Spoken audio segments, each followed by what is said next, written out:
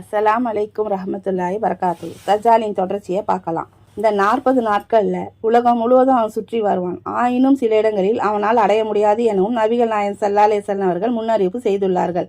Medina நகருக்கு தஜ்ஜால் பற்றிய அச்சம் இல்லை. அன்றைய தினம் மதீனாவுக்கு 7 வாயில்கள் இருக்கும்.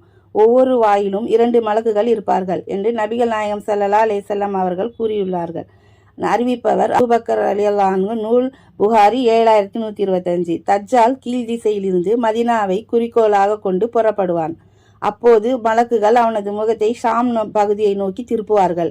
அங்கேதான் அவன் அழிவான் என்று நபிகள் நாயகம் ஸல்லல்லாஹு அலைஹி வஸல்லம் அவர்கள் கூறினார்கள். அறிவிப்பவர் அபூ ஹுரைரா ரலியல்லாஹு அன்ஹு. நூல் முஸ்லிம் 2450. இஸ்பஹான் நாட்டு யூதர்களில் ஒருவனாக தஜ்ஜால் புறப்பட்டு வருவான். மதீனாவை நெருங்கிய அதன் எல்லையில் இறங்குவான். அன்றைய தினம் மதீனாவுக்கு 7 வாயில்கள் இருக்கும்.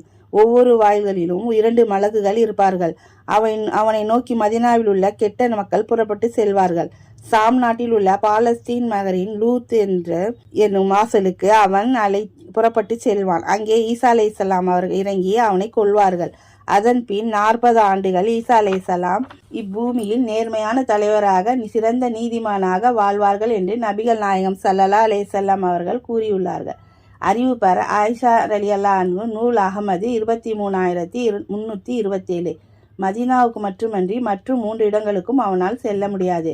அவன் 40 நாட்கள் பூமியில் வாழ்வான். அனைத்து இடங்களையும் அவன் அடைவான். மஸ்ஜிதுல் ஹராம், மதீனாவின் மஸ்ஜிதுல் நூர், மஸ்ஜிதுல் பைத்துல் முகத்தஸ் ஆகிய 4 பள்ளிகளுக்கும் அவன் நெருங்க முடியாது என்பது நபிமொழி. நூல் அஹ்மது 22571. இன்ஷா அல்லாஹ் இந்த தொடர்ச்சியை அடுத்த இதில் பார்க்கலாம்.